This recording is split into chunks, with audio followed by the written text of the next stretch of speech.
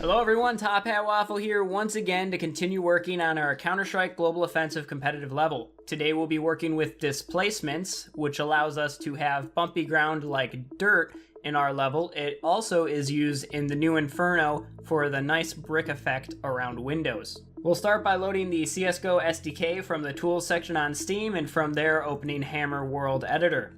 From there, I already have the demo level that I'll be using for today. We'd be using the Metro map, but unfortunately, I can't apply everything you need to know about displacements inside that level. One quick thing that I'm going to do in Hammer is change a setting that will let Hammer perform a little bit better in more populated levels. If I go to Tools, Options, and 2D Views, I'm going to disable Draw Vertices. This will get rid of the little white boxes that are kind of plaguing my 2D views right now. For some reason, disabling that provides a massive speed increase to Hammer. We're going to turn this building into a displacement along with this area down here. Displacements have a few rules that we have to follow. The main rule is that a displacement must always have 4 sides. It cannot have less, it cannot have more. If we need more complex shapes, we must use more displacements. Displacements are pretty cheap to draw, so it's okay to use a lot of them. Let's start by turning this flat ground here into a grass displacement. I'll start by clicking Browse and then doing a search for grass.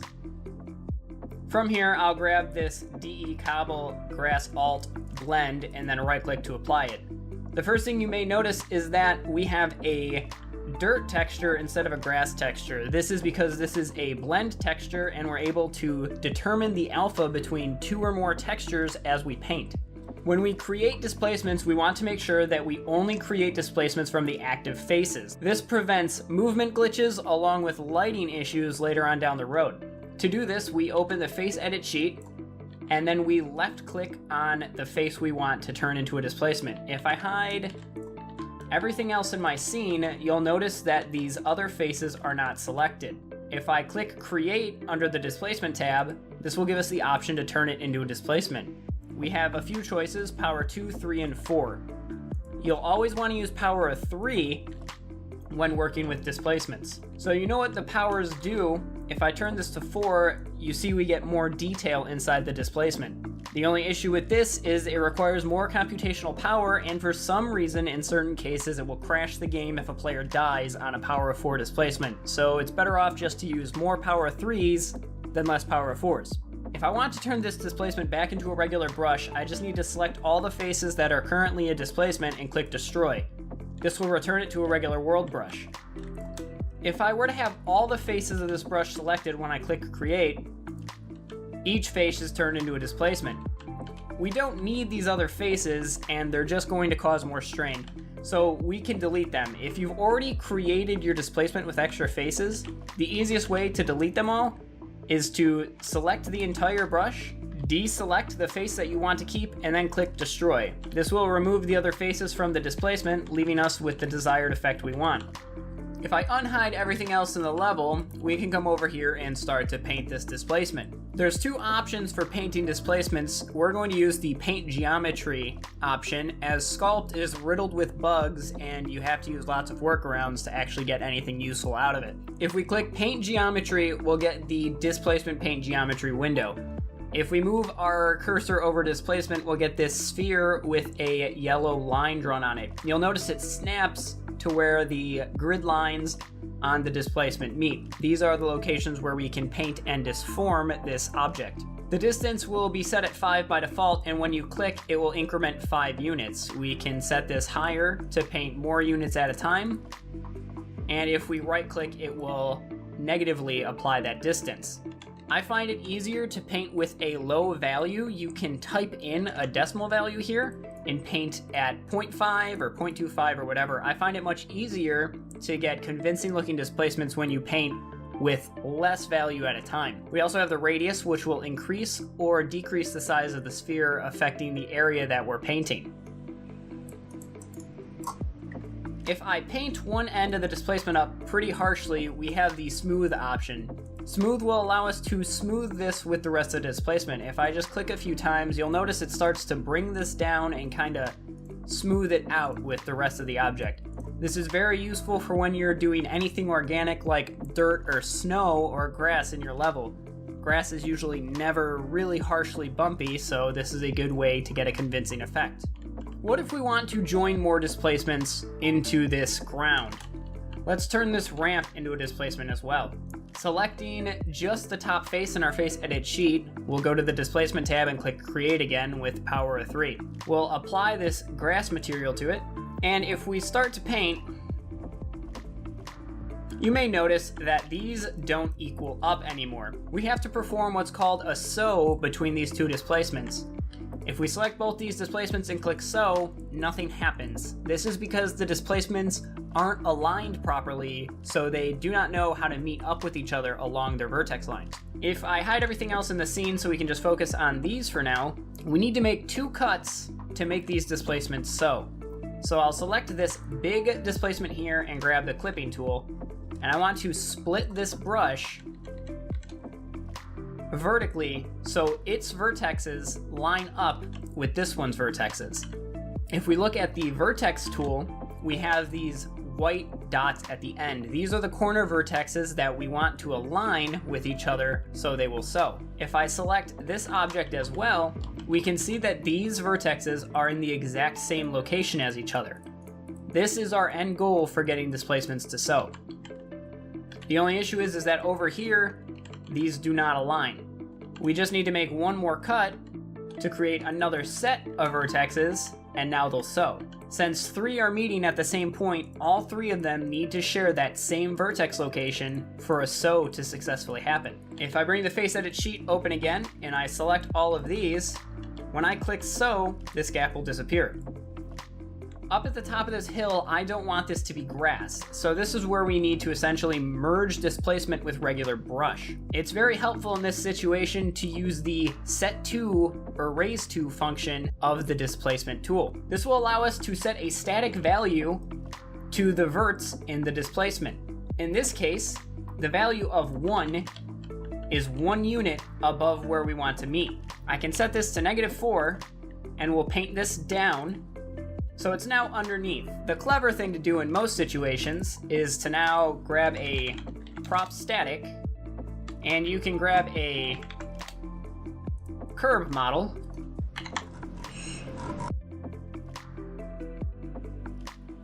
and just hide your shame of a seam with the model. This is what most people will do, and it works out quite well in most situations. Lastly, I just want to take the raise lower and paint this up just a little bit so it covers the sides of the building. After that, I'll just perform another sew so everything meets up.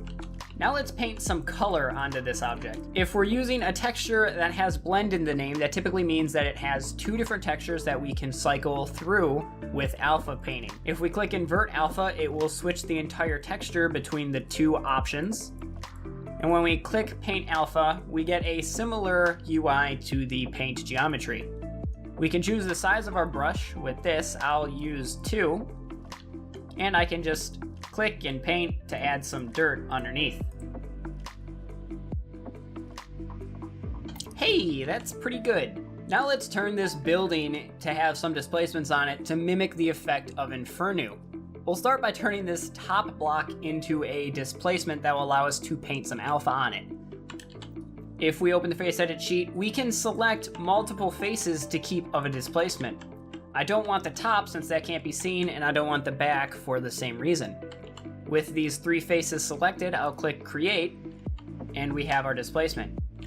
Let's grab the plaster material from Inferno, that's saved under HR_P, and I'll want to use the plaster G blend. If I just right click that on, and I'll alt wrap the faces like we learned yesterday. I'll grab paint alpha, and we can start to paint some alpha onto this, and we'll notice we'll get the brick pattern emerging. Some blend textures have additional information in the controls for them that will allow you to have patterns emerge when you paint your alpha. We'll go into this later in the texture creation video. So I'll just paint some stuff.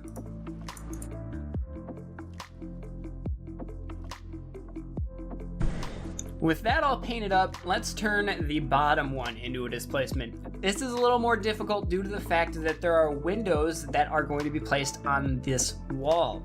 We don't want to have our windows just shoved into the side of the displacement, since the windows recede into the model a little bit. This will result in the effect that we have here with just the window border showing. Plus, we also want to get a little bit better lighting and painting effect with the brickware around the window. This requires us to essentially cut a hole in our displacement, but we still need to follow the rules with the vertices lining up and only having a maximum and minimum of 4 sides. We'll end up using 4 displacements per window, and we need to do a little bit of vertex manipulation to do so.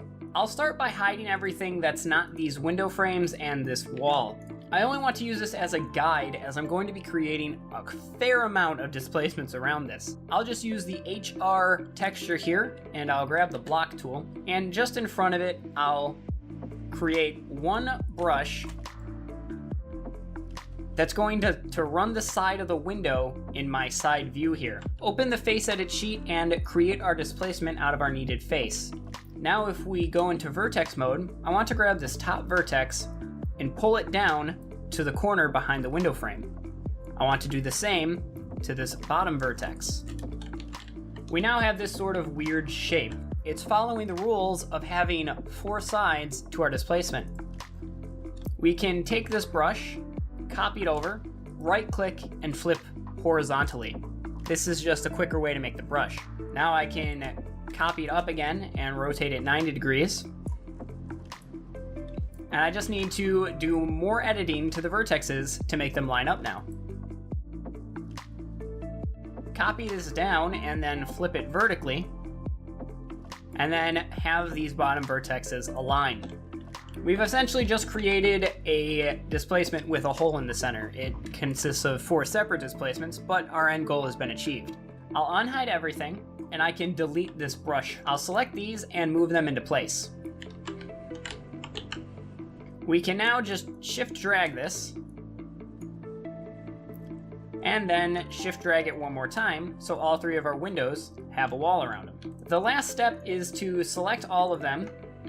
I'll hide everything unselected, and I just want to use the vertex tool to make these meet.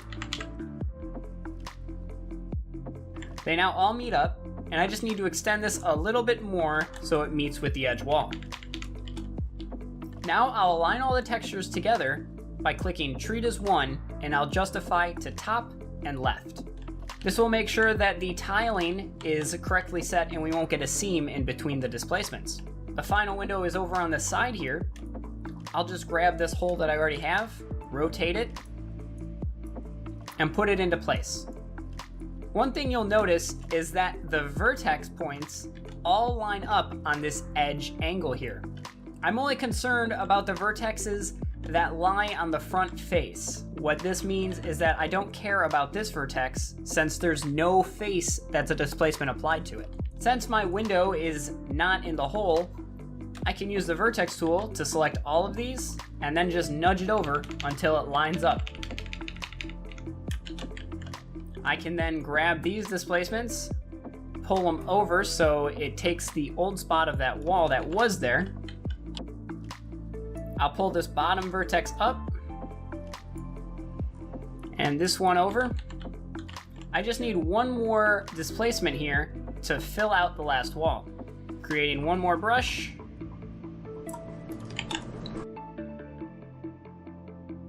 Create it with a displacement power of 3. And all the vertexes line up on the faces that have a displacement. Let's create a roof to this structure that's also a displacement. I'll copy this wall and then rotate it, and then stretch it so it would be the full size of the roof. I already know that this roof is going to have to be 2 separate displacements to properly sew. I'll use my auto groups on the right to select only displacements and then hide everything else in the level. I'll change the top texture to a roof texture, and we can get to aligning. When you enter the vertex manipulation mode, we have the end vertices and the mid vertices. The mid vertices are yellow. We can align displacements to the mid vertices and it will automatically work out how to sew those. We're gonna use this to our advantage when we create this displacement roof. I'll start by simply making a cut with the clipping tool to split the displacement in two. Now, with all of the vertex modes selected, I'm going to grab this vertex point here and move it so it aligns with the end vertex point on this wall. Now, these will sew together. This wall will also sew with the ceiling. Problems start to happen when we go to the front of our building. We have 4 points that we would need to sew to if we only use the end vertexes. 1 over here, 2, 3, 4. But if we count the endpoints as well, we have so many more options. We have 1, 2, 3, 4, 5, 6, 7 choices that we could potentially align to. I'll grab my roof displacement and select the vertex point here. I want to move this displacement point here on the roof to the end point between these two. So right there. Now these will sew together. The last issue that we need to work out is how to get these two to sew to this one. The midpoint is off a little bit, but we can just move the midpoint on the walls to get the sewing to work. So instead of readjusting the ceiling, I'll just readjust the wall vertex point to bump it over so it aligns with the midpoint of the ceiling displacement.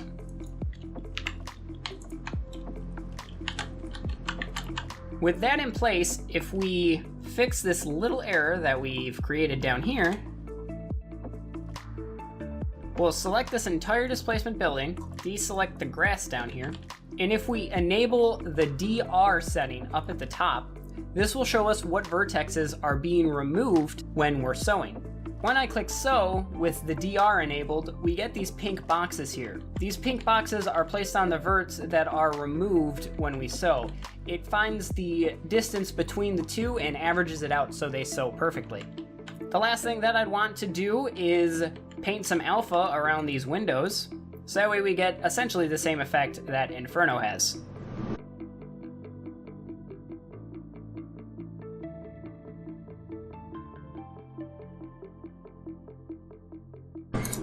And that's a pretty good quick displacement building. Let's compile it so we can see what it looks like in game.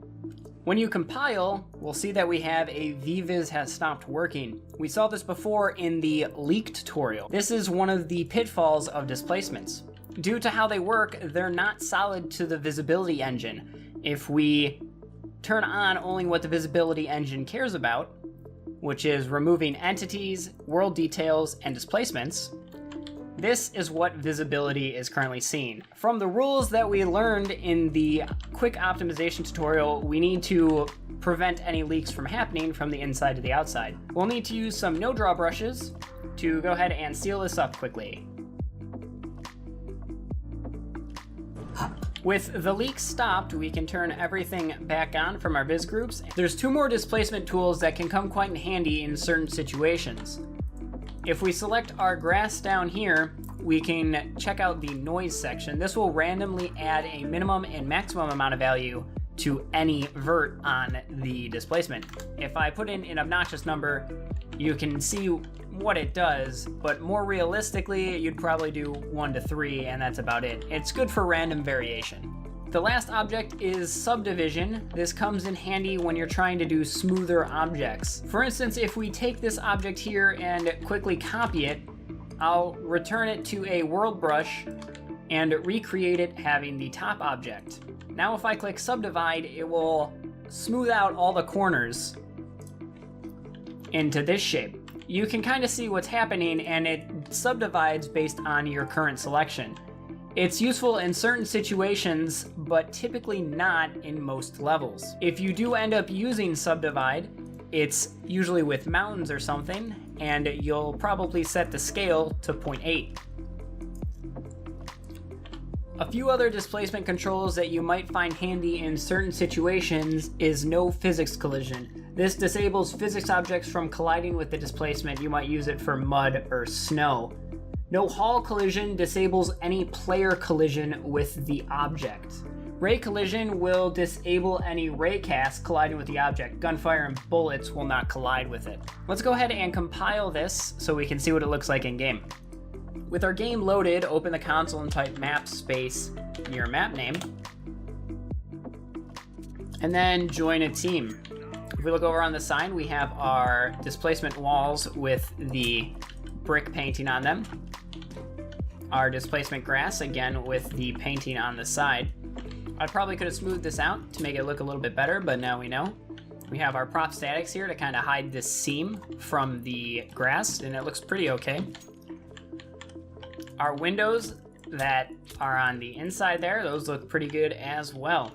And up top, we have our roof.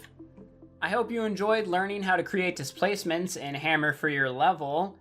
Thanks for watching, and join us again tomorrow for the next one.